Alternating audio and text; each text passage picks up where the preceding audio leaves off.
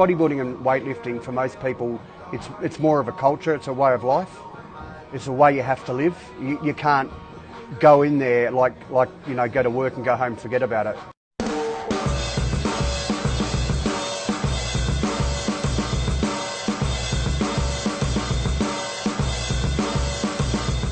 Hi, my name's Mark Jobson. I'm 47 years of age.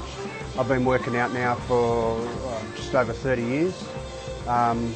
The reason I actually got into it was I used to play football, and I was always playing, you know, being elevated to a higher age group, and felt physically, you know, undermanned and being able to cope with that, so I took up weights to be able to match the older age group than me. Ladies and gentlemen, please make welcome Mark Jobson from American Folk Studio.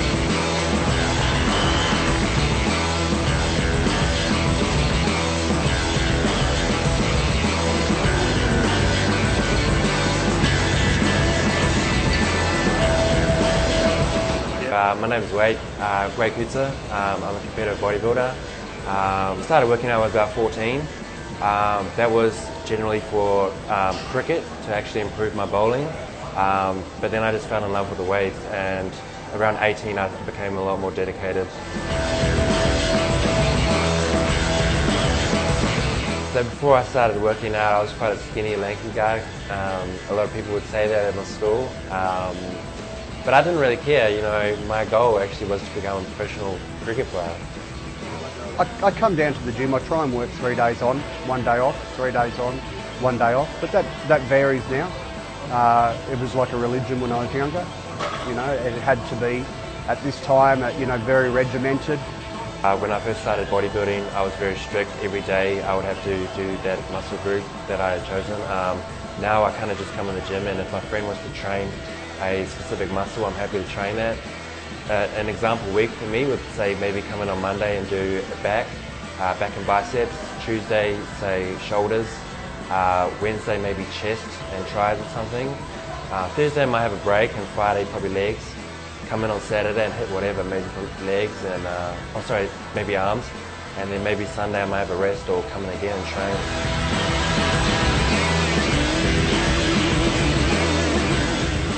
Yeah, so there's two kind of diets that a bodybuilder might go through. For example, pre-contest he might start dieting, and that's when he starts eating a lot healthier food. Doesn't really have much takeaway food.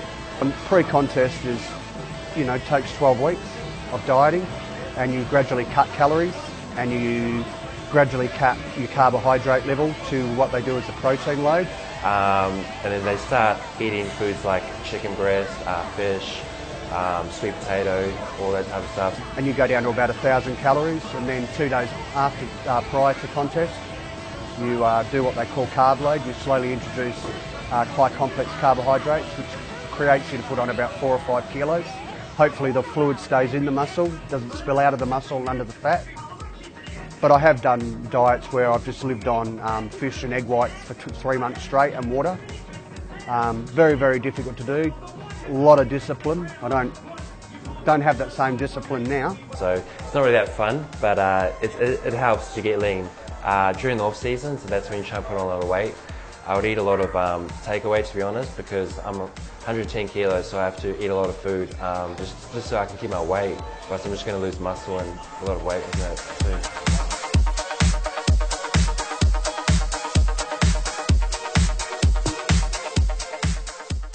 The results of being that obsessive in the earlier stages is, you know, you're that obsessed that everything's about the gym. You don't want to work, you don't want to do anything. You know, it's just like any other addiction, really. It's a very self-centered sport. Relationships have failed.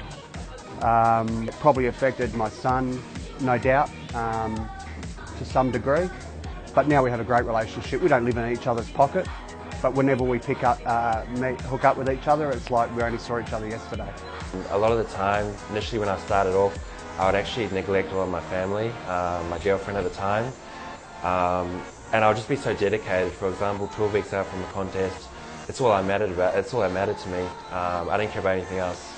I didn't care about clubbing, didn't care about, you know, partying or anything like that. It's just, you know, that day, that shows, that's all I cared about. But now I'm a little bit more lenient. I realize that, you know, family and friends are really important, and I really try and spend as much time as I can, even if it's pre-contest. So.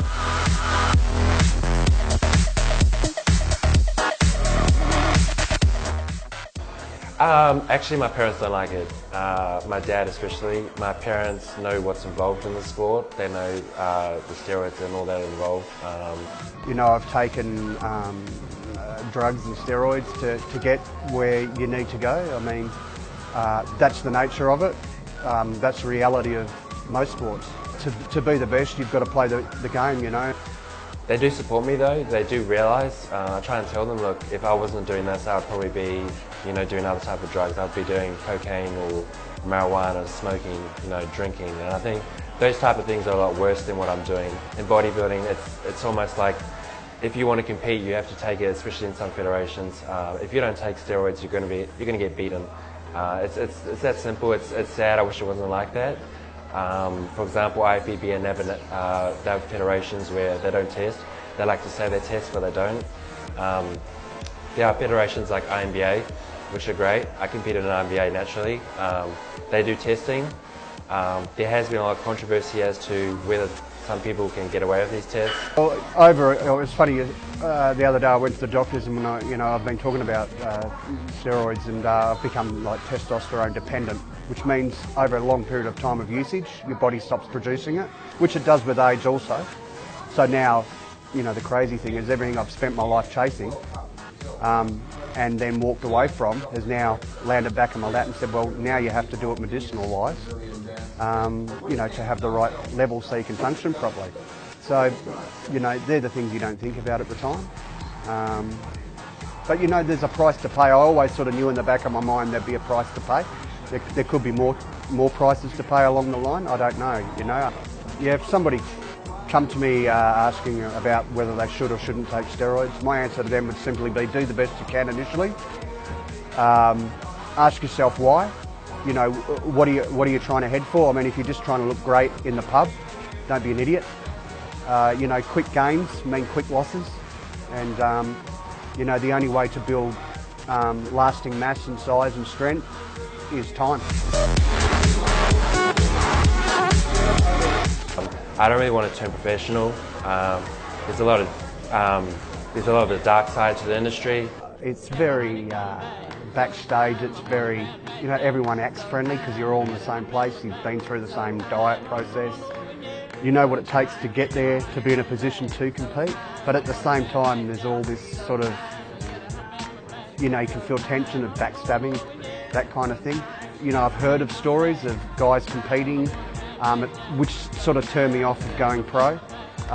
You know, guys dropping dead, having heart attacks backstage, and then doctors administrating adrenaline, and then the guy going out on stage and still doing his routine.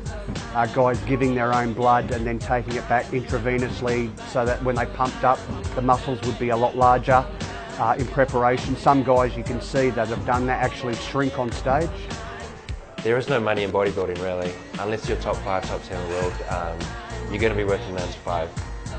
So I'd say if it's going to help your cricket, if it's going to help your AFL, whatever it is, just, you know, do it, but stay focused on that.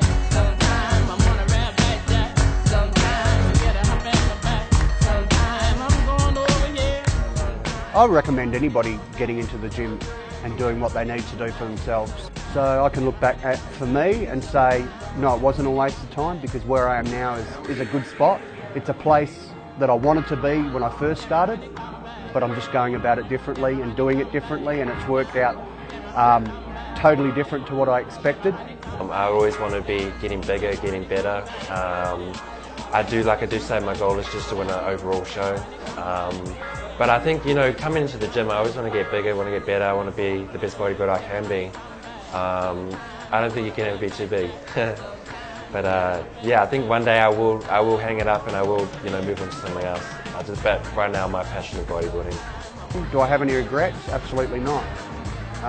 Otherwise I wouldn't be where I am now. Would I be better off hadn't I done it? Well, I could be worse off. Who knows? I don't have the answer.